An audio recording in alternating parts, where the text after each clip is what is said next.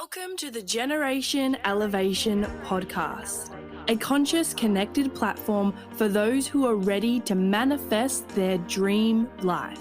I'm your host, Elise Riley, a former PT, now motivational speaker, igniting empowerment and transformation all across the globe. Here at Generation Elevation, we are committed to bringing you the most inspiring guests who will share their stories, wisdom, and advice to help you progress closer to living a life of your own terms.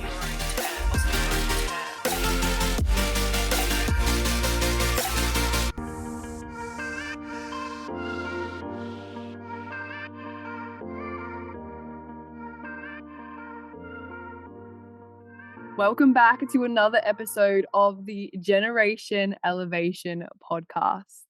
Now, today I am super excited to have a very special guest. He has 186,000 followers, and he is helping high-level athletes perform better by teaching them about the mental side of sport and sports psychology. He himself played football and struggled with the mental side, which also then inspired his journey. And so with that said, I am super grateful to introduce to you today, Gabriel Deano, the owner of the Athlete Mentality Instagram page. Hello, Gabriel. How are you? Hello, Elise. Thank you for having me. I'm doing great. Hope we can have a great conversation today.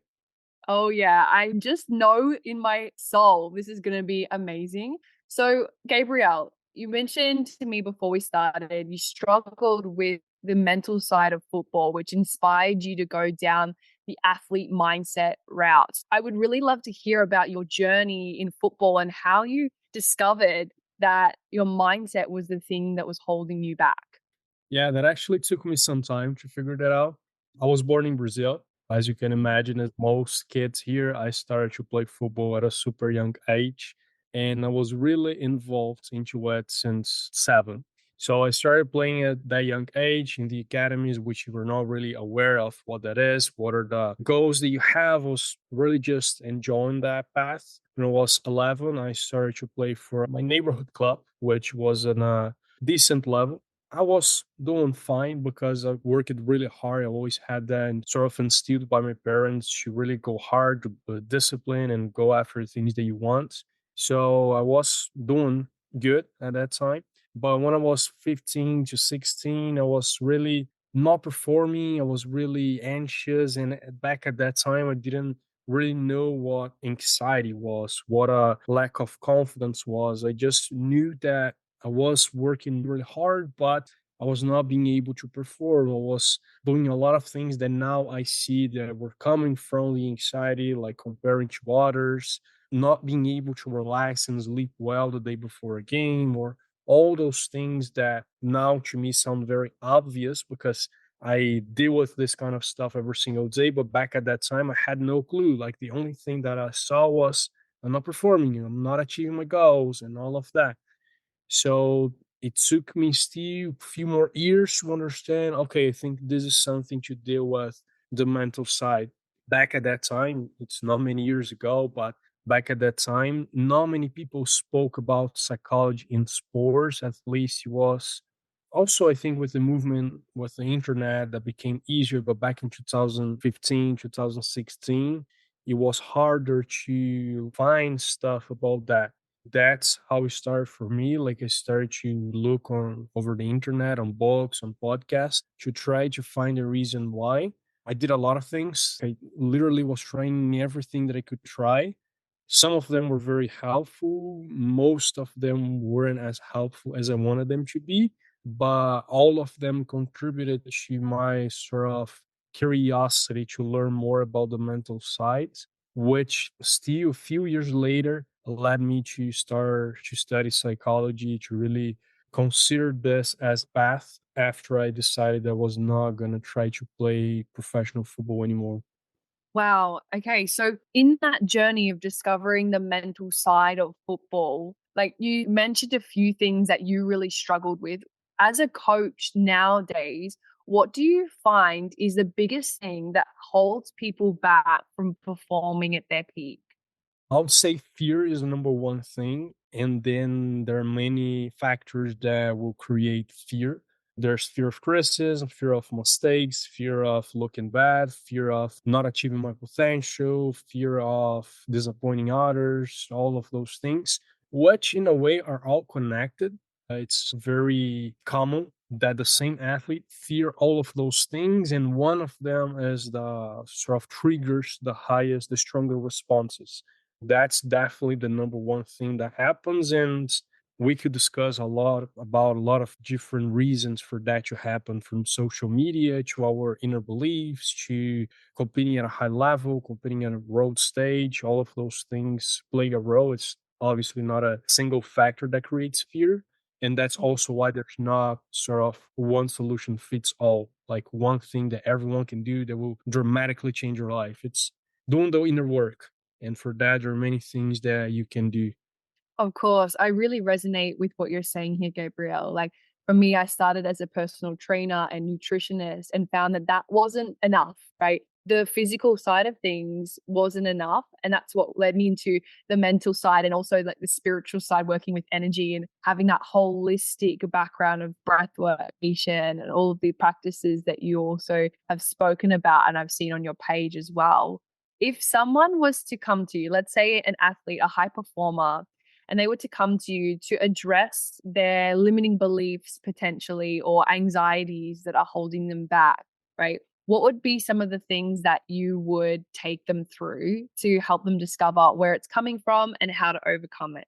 Yeah, if an athlete comes with that goal, that will be extremely helpful, because the majority of not only athletes, but the majority of people are not even aware of what a limiting belief is. It's just, I'm not able to get X thing done. I'm not able to perform, or I'm not able to stick to my routine, or any of those things. So in most cases, we'll first do the work to understand, okay, there's something in the mental side that's affecting my game, affecting my life. But once we get to that point, to that stage of, yes, there's something, there's a fear, there's a very high level of anxiety that's affecting my game. The first and probably the most important point is understanding why that's happening. Like, what is the belief? Is it that I have to prove that I am the best? Is it that I am playing this game to get the recognition from others? Because back when I was younger, it was getting the recognition of my parents, getting the recognition of my coach, but that was sort of installed in me that today I'm still seeking for that recognition now from the fans, from social media. It's really trying to understand that. Like, once I'm starting with a new athlete, we are going to spend at least the entire first session really understanding the way I think, the way I behave, the situations that trigger stronger emotional responses on me, the situations that my body doesn't respond well. So, situations that make me more anxious, that I feel like my body language is not the same, that I'm not able to communicate clearly. Like, really trying to understand the framework or the map that's controlling my behavior, and then from then we can start, okay, this is the number one situation that affects me. Before games, I'm not able to sleep. Okay, so let's try at the same time tackle your physiology. So tackle how your body responds to it, using things as the one you mentioned, like breath work, like meditation, like progressive muscle relaxation. Really trying to tackle the physiological side of that, because our bodies and our minds are extremely connected. They're basically the same thing. It's our body, and our brain is part of our body. So we cannot work on one of them without working on the other.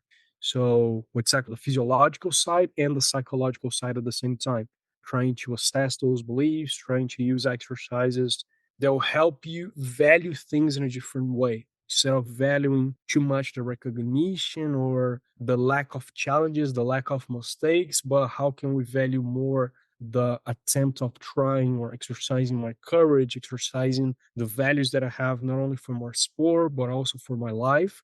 And as we go through that process, obviously with repetition, with consistency, in those exercises, we're able to change the neuroplasticity of the brain, which is basically to say to change the functioning of how our brain is operating under the same scenarios.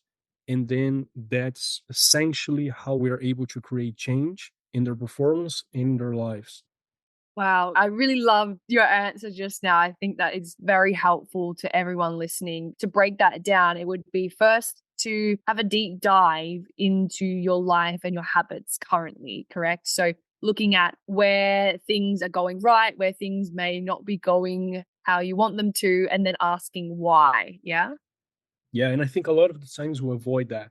Like something is not working right, I'm not being able to perform. I want to shut that down. I want to repress those thoughts, those emotions, and avoid situations that are going to make me aware of that because it's uncomfortable. And today it's extremely easy. We just grab our phones, go through TikTok or through Instagram, and then it's gone. I can think about something else, but then the consequences are much stronger and it becomes more difficult to deal with. But yes, that's the first approach, which can be very painful for some. Yeah. Love to hear your perspective, Gabriel. I know that there is way more marketing and encouragement around men's mental health in particular. And as a male yourself, I would love to hear your perspective, whether it be your own journey or working with your own male clients around the difficulties that men specifically face opening up to these emotions that they have repressed for so long, especially like high level athletes or entrepreneurs that in that hustle mentality and it's like go, go, go. They think they don't have the time to address how they feel. I'd love to hear what your perspective is on that and your experience. I feel like that's getting a lot better now if we compare to 10 years ago, but it's a huge barrier that we face. We refer to men, to athletes, to even as a society as a whole, like also women. I agree that men, it's a higher barrier. Yeah, I feel like one of the reasons for that is because most people are not aware of what the mind stands for. It's a very subjective term and we don't really see what are the more tangible things that impacts our lives, and it's very easy to see that as a problem, like I don't have problems, or I should be able to get this level of things done, and if I'm not at least at this level, then it doesn't make sense for me to seek help from someone else.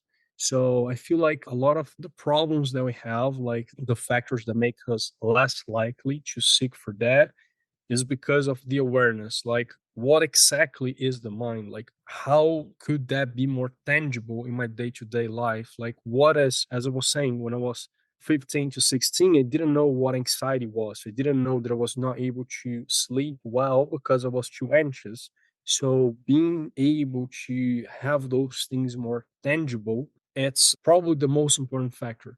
And also, as more people speak about it, like more athletes are speaking about it, are sharing their struggles, are sharing that they get that done, that they're doing this work, it makes it a lot easier for other athletes, younger athletes, to understand exactly what that is, how they can get involved with that. What are the benefits that they could get if they get involved with something like this?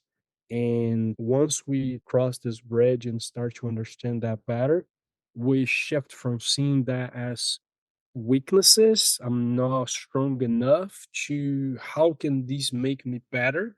And that becomes a competitive advantage and not a situation that makes me weaker.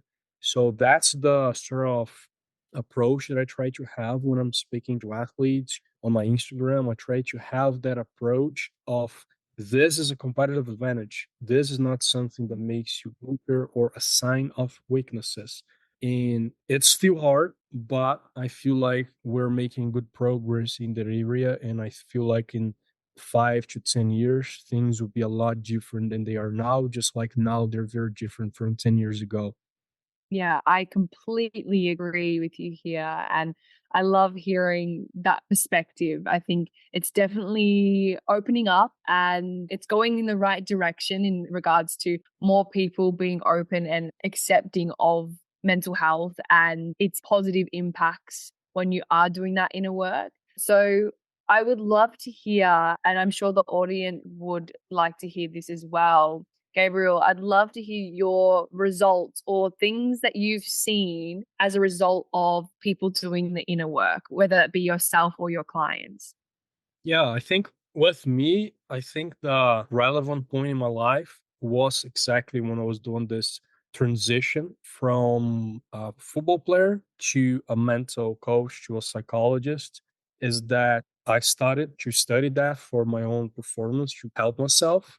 And then for 2 years, I was studying that on a pretty much day to day. And I was enjoying. It was something that I enjoyed doing. It didn't feel like work. It was really like a hobby, and but still I didn't want to do that. That was not my intention. I didn't want to become a mental performance coach. I didn't want to study psychology. I wanted to just play football. And at the moment that I was like, okay, this is really not working, I'm not making progress, and I'm not even enjoying doing this anymore. It's not as it used to be before. And it got me to a point where, okay, so what do I do with my life? Like, this is the thing that I've been doing since I was 7. I never considered doing anything else rather than playing football. And that was the first experience that I had with a psychologist, trying to understand my values, trying to understand my motivations, trying to understand my passions. And even though now it seems so obvious that that is the thing that I should go for, because that was the thing that I was already doing every single day without getting any reward, rather than I enjoy doing this. It was really doing that work of understanding my identity, understanding my motivations, understanding the factors around me that were forcing me in a way to continue to play football. And obviously, those things were not in my consciousness. Like, those things were just impacting me in a way that I couldn't see, that I was not able to identify how. And that really opened a new sort of path in my life of, okay, nice, there's something else that I'm passionate about that I can go for, and there's no deadline to make it, because as a football player we're always living with a deadline. Like, you got to make it in the under 15s, then you're going to make it in the under 17s, then the under 18s, and then it's a constant pressure. And then I was able to get out of that environment, that roles that I was living in for so long, and get involved with something new, which is hard. Like, now I work with athletes, and I've been through the process of working with athletes that were playing professionally for 20 years, and now they're retiring. And it's a massive change. It's a work of trying to identify what's actually relevant, what's important in my life now that I don't have the urge to do anything else. I've got the money, I've got my family, I've got everything that I need. But what I'm going to do with my life now that I don't have football, that I'm not an athlete anymore? In terms of performance, there it can be obviously more catchy. Like, this guy won the league, he won that title. But in terms of transformation, I feel like when you're transitioning from areas of work, of your duties, it's a lot more challenging, because it goes right into your habits, into your identity, into the things they're used to. And it's a lot harder to make that transition. Yeah, for sure. I definitely have noticed this with all entrepreneurs that are going into that retirement or having that life shift. All the questions around your identity and how you've based your ego your entire life come into question, right? So, for people that have done the inner work, and let's say you've worked with athletes and others that have really put this work into practice, what are some of the results that you've seen so that anyone listening who may be skeptical about doing this work and working on their mental health or meditating, etc., and doing these practices, anyone who's skeptical can have maybe some anecdotal evidence that this stuff may actually have some positive benefits for them.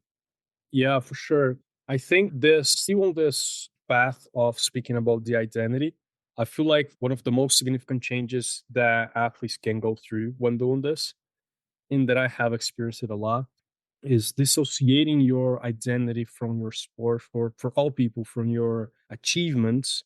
That's tremendously important. And the results, which in a way sound weird, is that you have better performance on the thing that you do. So when we have an identity that's based on performance, we're always living with the fear of, I have to perform, or I cannot underperform at that specific situation. And when we do this inner work of understanding why that is, why do I need to prove this, why my identity is so attached to my performance, and I'm able to overcome that fear of what happens if I don't perform. Like nothing. The world is still the same. You are still the same person. You live in the same house.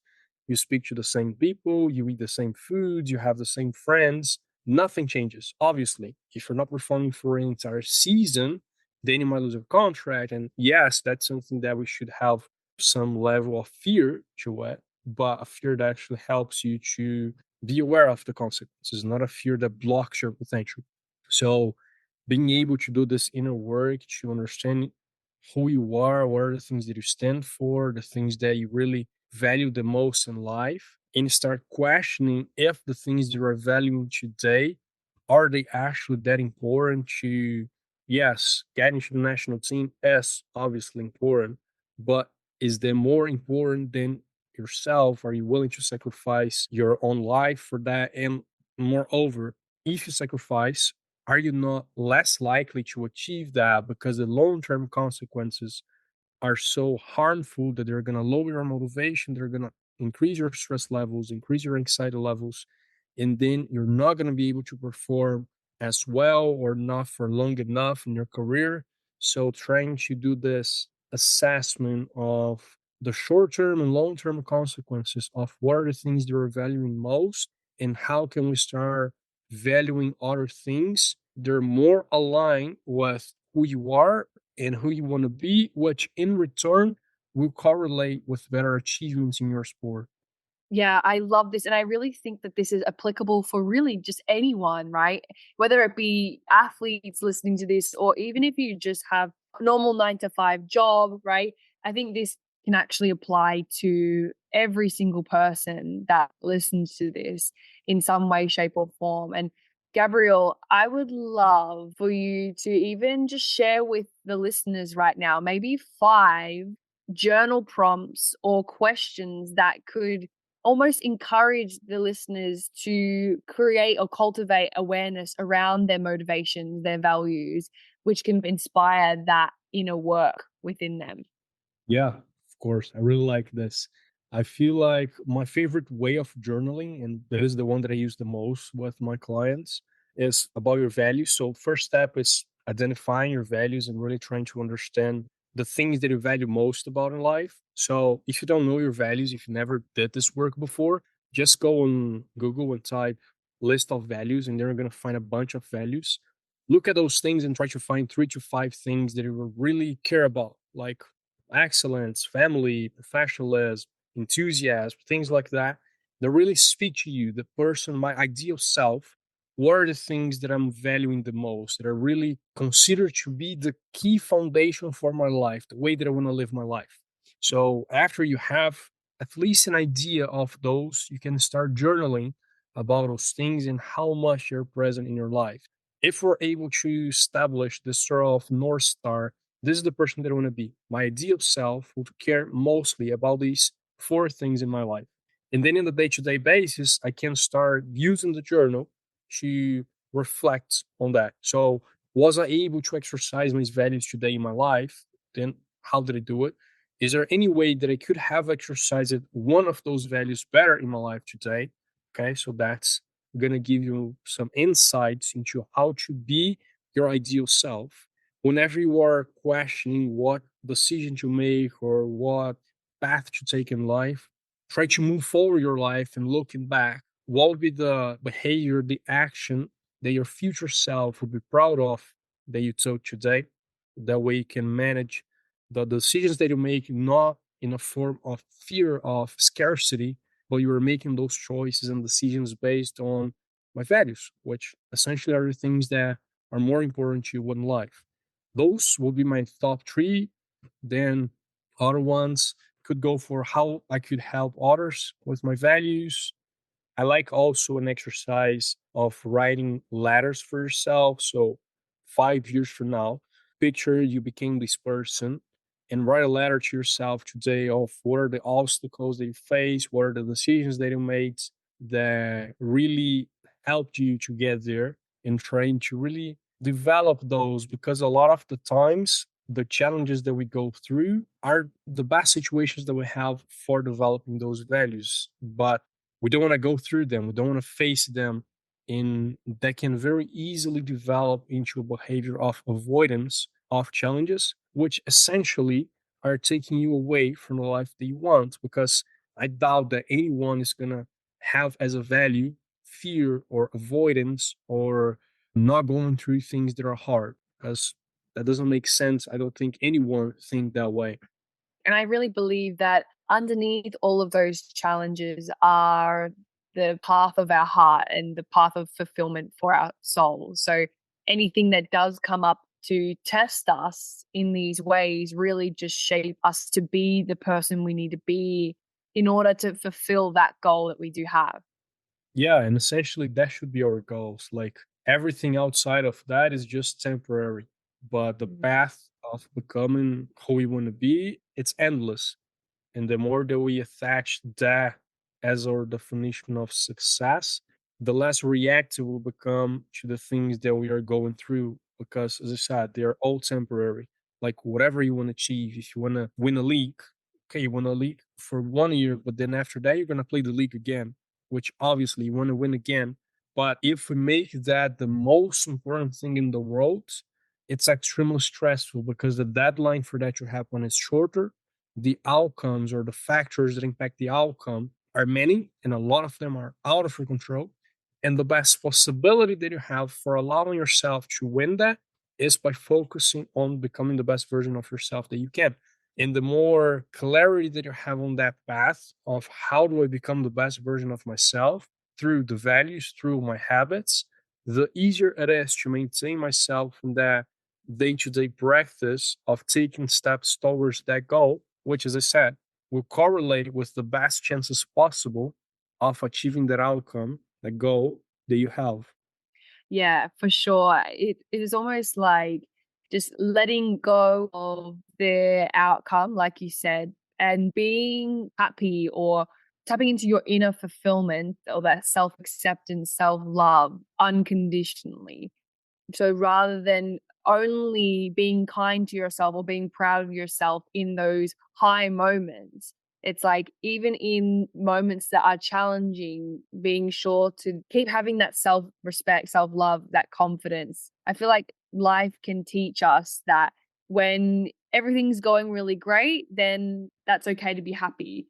But then if the weather is not good, then you can't be happy. You have to be sad. Or if you're not winning the game, it means that you can't enjoy it. You have to be acting a certain way. And it's like, well, no, if we let go and let it be the things around us that we cannot control, and we actually just bring back our awareness to the thing that we can control, which is our emotions, ourself, it's a way more empowered position to be in because instead of being victim to your circumstances, you're now victor, regardless of whether you're winning the game or not. Yeah, absolutely. And also on that, I really like what you said about we have to feel a certain way. We have to feel in a specific way if we win or lose the game. I feel we all have that, not just athletes, but specifically with athletes. I think we have that conception that they must be angry, that they must be sad, and all of that. And both for the positive and for the negative emotions, the more that we try to get away from them, to I shouldn't be sad or I should be sad, I should be happy or shouldn't be happy, the more that we create these ideas of how we should be and how things should be around us, the more stuck we get at those emotions because we're trying to change essentially something that already happened. Like I'm already being anxious. Now, if I'm trying to control my anxiety itself, I give too much attention to it, which makes it even harder to get away. Or the opposite. I'm not feeling sad, but I feel like I should be feeling sad. So now I try to portray myself as being sad. And that creates a cycle of emotions that are too challenging to deal with rather than just experiencing whatever is happening to me, acknowledging that and letting it go, like embracing and adapting to the emotions that we go through. It's such a hack. It's not a hack, but it's such an easier way of dealing with the emotions that we often don't want to deal. And instead, we try to repress those emotions. We try to avoid situations that can create those emotions. And that way, we're essentially getting further and further away from the values, from the goals that we have, because we're not being guided by the thing that we want to achieve. We're being guided by the avoidance of the things that we don't want to experience. And that puts us on a level of too much fear, because there are way too many things that can create those emotions. And the inability to go through them is what makes us weaker, and not the fact that we are experiencing the emotions which are seen as negative, but essentially they're just part of life. Yeah. Oh, so beautiful. Honestly, it's been such an amazing pleasure to work with you today and share this. I know the audience would have got so much out of what you've said today. Gabriel, where can my listeners find you if they want to connect, if they want to learn more about what you have to offer, if they want to follow your page? Where can they find you? Yes, they can find me on my Instagram. I have to get better at my other socials, but Instagram, Alpha Mentality, they can find me, Gabriel Deano. Amazing. Oh, so good. And just one last question before we finish today.